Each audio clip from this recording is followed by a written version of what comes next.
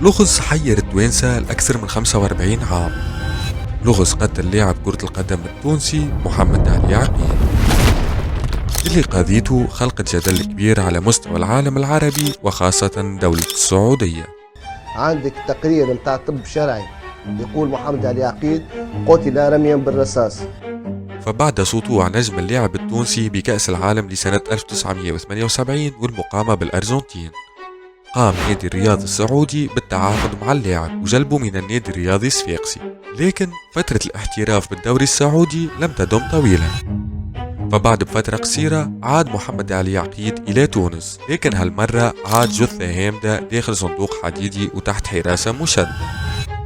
لم يتم إعطاء أي معلومة حول هالوفاة المستغربة، وأمام إلحاح العائلة لمعرفة السبب الحقيقي وراء الجريمة، تم إخبارهم برواية نسبة حدوثها شبه مستحيلة.